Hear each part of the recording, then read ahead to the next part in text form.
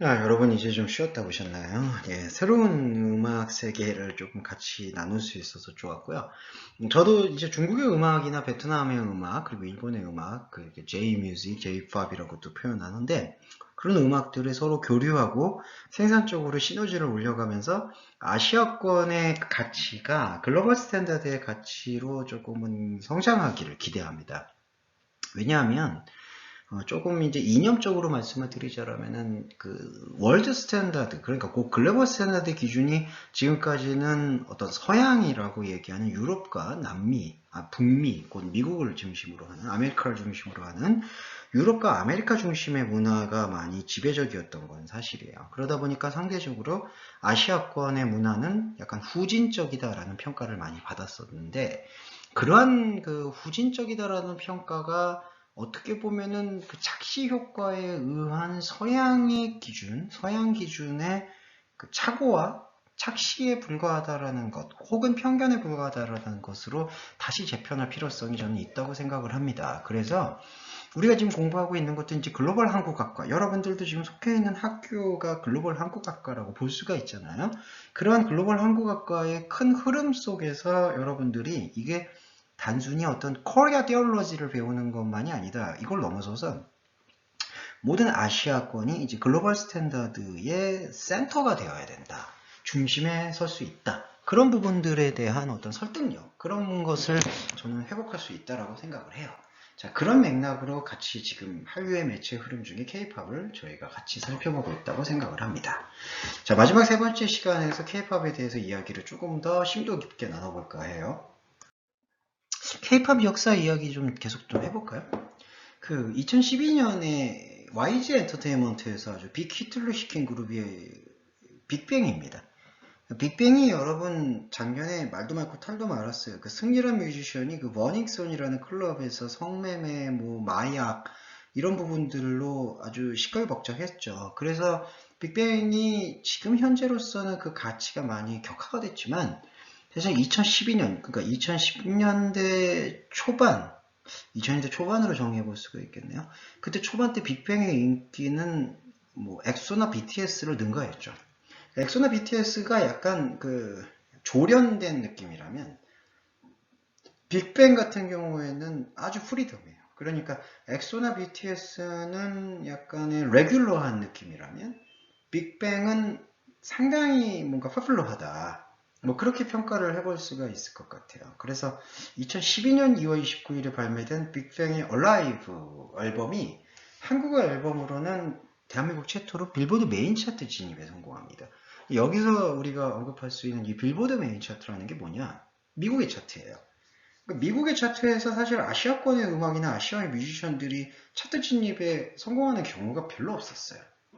뭐 일본의 뮤지션도 좀 그럴 수가 있겠고 여러 가지 뮤지션들이 해당이 되겠지만 이제 빅뱅의 얼라이브 앨범 같은 경우가 한국의 앨범 자체로는 빌보드 메인 차트 진입에 성공한 매우 성공적인 케이스라고 평가를 받죠.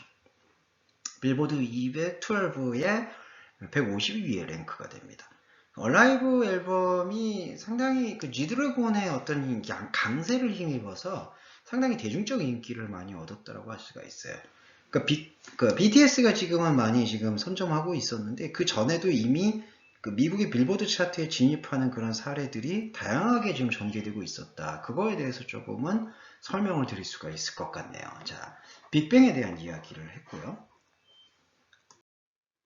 그리고 또 다른 그룹들에 대한 이야기를 조금은 전개해 나갈까 합니다. K-팝 그룹 중에서는 그 이제 제가 보이그룹 얘기만 많이 드렸는데 걸그룹들의 영향력도 상당해요.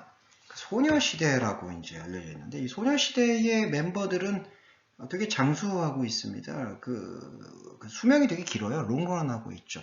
그리고 아까 방금 전에 말씀을 드린 것처럼 그 K-팝의 뮤지션들이나 이 K-팝의 걸그룹이나 보이그룹을 막는 그 캐릭터들, 멤버들은 음악 활동만 하는 것이 아니라 여러 가지 다양한 미디어 활동을 하죠. 예능 프로에 출연을 한다든지, 드라마에 출연을 한다든지, 영화에 진출을 한다든지. 그러니까 그 영화, 드라마라는 그 한류 매체의 흐름에 K-팝 멤버들도 함께 이제 얼굴을 들이미는 거죠. 그게 이제 아이돌 파워예요. 그리고 그게 이른바 팬덤이에요. 팬덤이 존재하니까 그 팬덤으로 인해서 수익이 창출되고 그 수익의 마켓이 아시아권을 넘어서서 세계권으로 넘어가게 되는 거죠. 그 케이팝 그룹 중에서는 소녀시대의 G가 이제 유튜브 뮤직비디오로 등장을 합니다. 그 유튜브 뮤직비디오라고 하는 게 이제 뷰로 평가가 되는데 그 케이팝 유튜브 뮤직비디오 조회수 1억 뷰를 돌파해요. 그러니까 1억 뷰를 돌파한다는 게 뭐냐 이제 클릭하는 거죠. 그러니까 우리가 유튜브를 여러분들이 보시게 되겠지만 유튜브를 통해서 조회수를 클릭하죠. 그 수익원을 내려고 하면은 그게 이제 그 구독자 수가 더 중요하게 작동을 하는데 그 조회수는 음원 사이트로서는 상당히 중요한 위치죠. 그래서 조회수 1억 회를 돌파를 하는 게 바로 소녀시대의 G라는 유튜브 뮤직비디오입니다. 그리고 그걸 이어서 남자 솔로 가수가 지금 두 번째 시간 때 싸이 강남스타일도 1억 뷰를 그때 넘어섰는데 그 G드래곤의 그 크로크 삐딱하게라는 유튜브 뮤직비디오, 그 다음에 후유 네가 뭔데라는 뮤직비디오, 그리고 무제 언타이틀 이 부분들, 그리고 또 유튜브에서 그 태양의 눈, 코, 입, 그리고 링가링가, 그리고 제이홉의 데이드림, 그리고 또 마지막으로 또 뭐가 있나요? 하나가 있어요. 근데 제가 지금 까먹었네. 자, 이러한 그 뮤지션들의 노래 음원이 스트리밍이 유튜브 조회수 각각 1억 회를 달성합니다. 아, 1억 회라는 거는 압도적이죠. 지금 저는 상상하기도 되게 어려운 그 조회수인데 그 조회수들을 기록하죠. 그러니까 이제 케이팝의 역사가 트렌드를 따라서도 트렌드 적응을 되게 잘하는 거예요. 그러니까 앨범을 판매할 때에 만약에 앨범 판매량이라는 그 아날로그한 시스템만 머물러 있었다면 그 아날로그 시스템에서 더 이상 발전을 못하니까 거기서 되게 도태가 되기도 하고 어려워지기도 할 거 아니에요? 그러니까 그게 이제 케이팝에 있어서는 별로 장점이 될 수가 없었을 수도 있죠. 그러니까 한번 반짝 유행을 했다가 그 트렌드가 그대로 거품이 빠지듯이 빠지는 경우도 생길 수가 있는데 케이팝 인더스트리는 말 그대로 인더스트리 씬을 형성을 하기 때문에 곧 기획사가 그 시스템을 구성하고 시장의 변화와 트렌드를 예측을 했기 때문에 케이팝의 뮤지션들은 계속해서 플랫폼이 바뀌어도 살아남는 거예요. 그러니까 유튜브 뮤직비디오라는 게 바로 새로운 OTT 플랫폼이잖아요. 그러니까 예전에 아날로그 플랫폼만 유지하고 아날로그 플랫폼에서만 인기를 계속해서 지속시키려고 했다라면은 곧 그 익스체인지 되는 그 플랫폼 변화에 민감하지 않았다라면은 케이팝 인더스트리는 다시 도태되가 될 수가 있겠죠. 그런데 케이팝 인더스트리는 그것을 조금은 뛰어넘어서 지속적으로 어떤 플랫폼이 바뀌는 변화 양상에 적응을 하려고 노력을 했다라는 거예요. 그러니까 유튜브 뮤직비디오의 문화적 흐름 속에서 계속해서 개입을 할 수가 있었던 거죠. 소녀시대의 G라든지 뭐 G드래곤의 삐딱하게, 그리고 어떤 뮤직비디오 태양의 눈, 코, 입, 뭐 이런 것들. 그러니까 그런 어떤 음악들이 계속해서 플랫폼이 바뀌어도 어필을 할 수가 있다라는 거예요. 네, 그 부분을 여기서 지금 우리가 좀 확인해 볼 수가 있겠죠. 그리고 여러 가지 뮤지션들 한번 설명을 드릴게요. 아이유예요, 아이유. 아, 현아.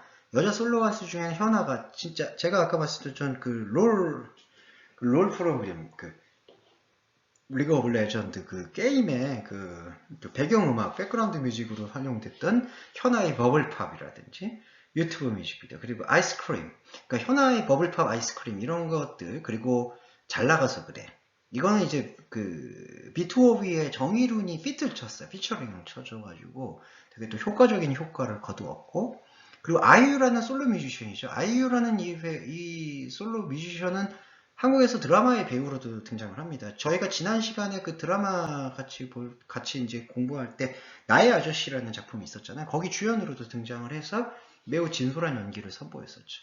아이유의 팔레트, 이거 지드래곤이 피처링을 해줬어요. 이 작품도 이렇게 유튜브 조회수 1억 회를 달성했고, 그 다음에 태연의 아이, 이것도 버벌진트가 피처링, 그리고 선미의 가시나, 제니의 솔로. 자, 이런 뮤지션들, 이게 가만히 보면 여성 솔로 뮤지션들이 꽤 많은 편이에요. 이제 그러니까 K-팝이 장점 중에 하나가 사실은 아이돌 그룹 중에 보이 그룹에만 집중되어 있었다라는 평가가 사실 2000년대 초반까지만 해도 좀 있었는데 2010년 이후죠. 2010년 이후부터는 여성 솔로 뮤지션들이 발군의 활동을 보여준다. 뭐 그렇게 평가할 수가 있을 것 같아요. 벌써 보이는 것만 해도 유튜브 조회수 1억 회를 달성한 뮤지션들 중에 여성의 뮤지션들이 압도적이니까 할 수가 있겠죠. 자, 그러니까 싸이를 제외한 남자 여자 솔로 가수를 돌털어서 최초로 유튜브 조회수 1억, 2억, 3억, 4억 회를 이제 그 달성하고 있는데 그게 누구냐 하면은 바로 제니의 솔로예요, 솔로. 예, 제니의 솔로 뮤직비디오가 상당한 인기를 확보했다. 그렇게 조금 평가를 해볼 수가 있겠네요. 자, 조회수 플레이로 조금 더 살펴볼게요. 왜 제가 이제 조회수 플레이를 말씀을 드리느냐. K-팝의 영향력 중에 OTT가 변하잖아요. 그러니까 스트리밍 서비스, 앨범 판매에서, 앨범 마켓에서 스트리밍 서비스로 시장에 넘어가고 그 스트리밍 서비스에서 뮤직비디오의 플랫폼으로도 이게 넘어갑니다. 그러니까 이게 시사하는 바가 뭐냐. 음악을 음악으로만 듣는 어떤 그 단선적인 한계에서 한번 진일보했다. 이런 평가를 우리가 내려볼 수가 있는 거죠. 왜냐하면 자, 그 스트리밍 서비스가 우리가 멜론이나 가온 차트라는 어떤 그런 그 인터넷 사이트를 통해서 스트리밍 서비스를 받아볼 때 우리는 무엇만 들을 수 있을까요? 그러니까 그 눈에 보이는 비주얼이 아닌 귀로 듣는 그 음악 감상에만 집중을 하게 됩니다. 그런데 그 음악 감상이라는 어떤 툴기를 넘어서서 그 음악 감상을 비주얼로 라이징 할 수가 있는 거예요. 그러니까 유튜브 뮤직비디오의 조회수를 왜 중요시하게 여기느냐? 뮤직비디오잖아요. 뮤직비디오가 바로 듣는 것만 있는 게 아니죠. 비주얼라이징을 같이 하는 거잖아요. 그러니까 비주얼라이징을 같이 할 수 있는 것은 바로 듣는 스트리밍 서비스를 넘어서서 보는 것까지 같이 하겠다는 거예요. 그러니까 뷰와 히어링을 같이 하겠다라는 시도가 이 유튜브 플랫폼을 통해서 음원을 소비하는 곧 K-팝이라는 것을 소비하고자 하는 새로운 플랫폼으로 변화가 되었다. 근데 제가 방금 전에 말씀을 드렸지만 이렇게 변화하는 플랫폼을 인지하지 않고 계속 아날로그한 시스템으로만 접근을 했다라고 한다면은 뮤직비디오 같은 것에 어떤 컨텐츠에 신경을 쓰지 않았겠죠. 그러니까 가수면 뮤지션은 그냥 싱어송라이터는 작곡자라고 노래 잘하면 되지 왜 내가 패션에 신경 쓰고 왜 내가 다른 어떤 미디어 활동을 해야 되는 거야 라고 생각할 수도 있는 거예요. 그런데 JYP, SM, YG 엔터테인먼트로 대표되는 한국의 대형 기획사들이 K-팝을 대하는 자세는 하나의 큰 그 컬처 인더스트리로 이걸 인식했다라는 거죠. 그러니까 단순히 음악만 좋아서 만족하고 해결될 수 있는 문제가 아니다. 그 보이그룹과 걸그룹의 각 캐릭터의 아이덴티티 그리고 그 캐릭터의 패션, 그 캐릭터의 시그니처, 그 캐릭터가 갖고 있는 좋은 이미지, 선한 영향력 뭐 이런 것들을 다 포괄적으로 패키징해서 셀 마켓을 할 수 있어야 된다라고 본 게 바로 K-팝 인더스트리를 대하는 한국 연예 기획사의 태도였던 거예요. 그리고 멤버들 마찬가지예요. 멤버들도 자신들의 쇼맨십을 키워왔던 거죠. 그 쇼맨십이 그러면 음악성과 관계가 없냐? 그렇지도 않습니다. 그러니까 여러분 방탄소년단의 DNA 같은 게 뮤직비디오가 첫 번째 트와이스, 블랙핑크, 빅뱅, 그 제니 자 이런 그룹들이 조회수가 1억, 2억, 3억, 4억을 넘어서 5억 회를 달성한다든지 그리고 트와이스가 블랙핑크가 5억 회를 돌파를 한다든지 그리고 그 가장 끝장을 보는 거는 그 방탄소년단의 DNA죠. DNA가 유튜브 뮤직비디오 조회수 6억 회를 넘는 거. 자, 이런 어떤 맥락들은 바로 유튜브 플랫폼으로 바뀌면서 히어링과 뷰잉이 함께 조화를 이루어서 그 비주얼라이징에 있어서도 K-팝이 훌륭한 선례를 제공했다라고 평가를 해볼 수가 있는 거죠. 그러니까 K-팝이 한류의 매체 흐름 중에 저는 영화, 드라마와 K-팝 이 세 요소로 평가를 해봤을 때 K-팝이 갖고 있는 요소는 되게 융합적이고 종합적이다라고 평가를 해볼 수가 있다고 봐요. 종합적인 평가를 내릴 수 있는 어떤 종합예술로서 K-팝이 이제 어떤 완결된 체제와 모양새를 갖추고 있다. 이렇게 평가를 해볼 수가 있지 않을까. 저는 그렇게 판단을 좀 해봅니다. 자, 이런 부분들을 저희가 조금은 염두에 두고 다음 거 살펴볼까요? 자, 제가 계속해서 지금 마지막 세 번째 시간에는 그 유튜브 조회수에 대한 부분을 좀 말씀을 드렸어요. 자, 이거는 이제 비단 유튜브 조회수에만 솔직히 국한하는 게 아니고요. 또 다른 플랫폼들 있죠. 그 이제 DMD 서비스라고 할 수 있는 그 어떤 그러니까 내가 선택해서 내가 원하는 시간에 내가 원하는 프로를 원하는 만큼 감상할 수 있는 그런 어떤 원하는 것의 유저 중심의 플랫폼 출범과 유튜브의 유저 중심의 플랫폼의 출범은 궤적을 같이 하죠. 그 대표적인 게 뭐가 있을까요? 넷플릭스가 있겠죠. 넷플릭스는 드라마나 영화나 여러 가지 예능 시장의 그 플랫폼을 지상파 TV가 보는 것처럼 그냥 실시간에 보는 것으로 만족하게 하지 않는 자기가 원하는 때에 원하는 콘텐츠를 원하는 만큼만 소비할 수 있는 그러한 선택, 유저 중심주의의 플랫폼이 출범을 한 거예요. 그 중에 하나가 유튜브, 그 중에 또 하나가 넷플릭스, 왓챠플레이, 아마존, 웨이브. 이런 어떤 시스템이 되는 거죠. 자, 그러한 시스템은 어디서부터 기인을 했냐 하면 사실은 포털 사이트 시스템에서 시작을 했습니다. 그러니까 여러 가지 SNS 시장에서부터 시작을 한 거예요. 미국에는 페이스북, 트위터, 그리고 우리 중국에는 바이두가 있죠. 그리고 한국에는 이제 네이버가 있습니다. 그리고 일본으로 보면은 야후가 있죠. 그러니까 여러 가지 이 SNS 플랫폼들이 움직임을 갖고 있는 거예요. 그러다 보니까 이 SNS 플랫폼에서 계속해서 문화적 소비가 이제 지속이 되고 있는 부분인데 그 문화적 소비를 그 척도, 그러니까 문화적 소비에 의한 인기의 척도를 가늠할 수 있는 잣대가 바로 조회수입니다. 그러니까 구독자 수나 조회수, 유튜브로 얘기하면. 그럼 넷플릭스도 마찬가지예요. 많은 조회수를 기록하고 있는 그 컨텐츠가 유의미한 지점을 확보한다고 할 수가 있는 거죠. 그게 바로 이제 뮤직비디오 조회수의 하나의 특징이라고 볼 수가 있어요. 그래서 이 조회수는 1억, 2억, 3억 회 이런 게 보통 이 플랫폼에 노출이 되지 않으면은 사실은 어필할 수 없는 그 현실 불가능한 조회수라고도 할 수가 있죠. 그러니까 여러 가지의 구조적인 부분들이 맞아 떨어지는 거예요. 유튜브는 알고리즘에 의해서 이 뮤직비디오를, K-pop 뮤직비디오를 계속해서 메인 화면이나 우리가 볼 수 있는 화면에 노출시키는 거죠. 그리고 그걸 또 소비가 되죠. 그리고 노출이 되지 않는다 하더라도 기존의 팬덤이 있기 때문에 그 팬덤이 또 소비를 해요. 자, 그래서 K-pop 유튜브 뮤직비디오의 조회수는 증폭을 하는 거예요. 그러면 그 팬덤이 있죠. 그리고 알고리즘에 의해서 노출이 되죠. 거기에서 또 이 K-pop이 갖고 있는 게 만약에 콘텐츠가 퀄리티가 좀 떨어진다 그러면은 아무리 팬덤이 많아도 그 퀄리티가 유지되기가 어렵겠죠. 그런데 그 퀄리티가 그대로 유지가 됩니다.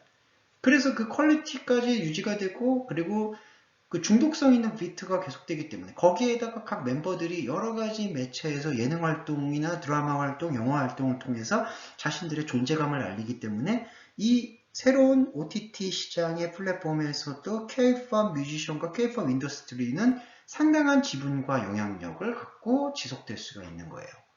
그래서 K-pop 유튜브 뮤직비디오 조회수 7억 회는 뭐가 있냐? 블랙핑크의 뚜뚜뚜뚜입니다. 이거 좀 이따 한번 노래를 들어보는 게 제일 좋을 것 같아요. 뚜뚜뚜뚜. 네. 그 비트가 K-pop 그룹 최초로 7억 회를 돌파했어요. 그리고 거기에 이어서 방탄소년단이 두 번째로 7억 회. 거기에 또 블랙핑크의 뚜뚜뚜뚜가 조회수 8억 회. 방탄소년단이 또 따라가서 8억 회. 그리고 블랙핑크가 또 9억 회. 방탄소년단이 따라가면서 9억 회. 네, 이렇게 지금 계속해서 이어지고 있습니다. 그래서 이 블랙핑크라는 여성 걸그룹의 이 노래, 도대체 이 노래가 뭐길래 이렇게 조회수가 지금 11억 회까지 갔는가? 이거는 한번 여러분 좀 확인을 해보시면 좋을 것 같아요. 네, 뚜뚜뚜뚜 도대체 이게 무슨 노래일기에 이런가? 여러분, 이 지금 포스터는 블랙핑크 뮤지션의 앨범 재킷입니다.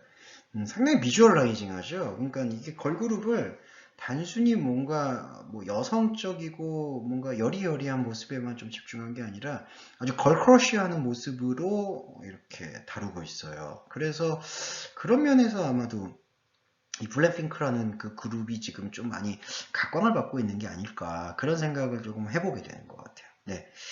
이 블랙핑크 노래를 한번 저희가 조금 살펴보고 이제 K-팝에 대한 마무리 좀 해볼까 해요. 한번 들어보겠습니다.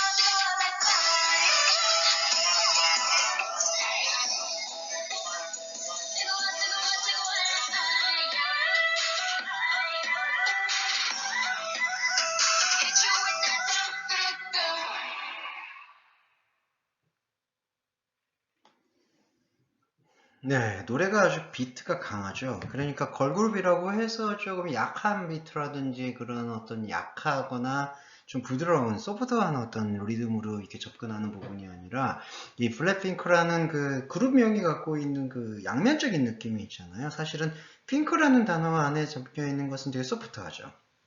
근데 그게 이제 블랙이에요. 블랙이라는 거는 상당히 스트롱하죠. 그러니까 스트롱한 부분과 소프트한 부분이 함께 조화를 이루고 있는 그룹이다 라고 표현을 해서 이게 블랙핑크라는 그룹을 컨셉추얼하게 출범을 시킨 거예요. 그러니까 이런 컨셉의 그 캐릭터라이징을 해서 이걸 컨셉으로 어필시킬 수 있는 이러한 그 어프로치가 K-pop 인더스트리의 하나의 강점이라고 할 수가 있는 거죠. 그런 강점들이 지속되려면은 일단 트렌드를 읽을 수 있는 눈과 귀의 안목들이 되게 필요한 거예요. 그러니까 이게 월드 클래스를 이렇게 약간 선도를 해야 되잖아요. 그러니까 세계적 기준이라는 것을 선도해야 되는 입장으로 이제 K-팝도 자리매김을 했는데, 그러면 이제 따라가는 게 아니라 선도해야 된다는 입장이라면은 그 장르의 믹스 앤 매치, 트렌드 파악, 그리고 비트와 어떤 리듬, 그리고 캐릭터라이징. 그러니까 그 음악성과 대중성의 조화에 있어서 사실은 상당한 그 포퓰러한 트렌드를 읽어내는 안목이 필요하다. 그러니까 그런 분석 능력들이 지금까지 K-팝이 주요했고 앞으로도 확산될 수 있는 가능성이 많다고 보고 있고요. 그런 확산될 수 있는 가능성이 한류에 있어서의 기여도가 꽤 높고 비중이 상당하다. 그렇게 평가를 할 수가 있을 것 같습니다. 자, 여러분 오늘 3시간, 그러니까 세부 타임을 통해서 한국학에서 지금 한류의 매체 흐름 지금 K-팝을 지금 익혔는데 다음 주에 조금 더 음악 위주로 자세하게 조금 뮤지션 위주로 자세하게 소개를 해보는 시간. 그래서 캐릭터라이징의 캐릭터 분석에 좀 한번 들어가 본 시간을 가져볼게요. 자, 오늘 수고 많이 하셨습니다. 여기서 마칠게요.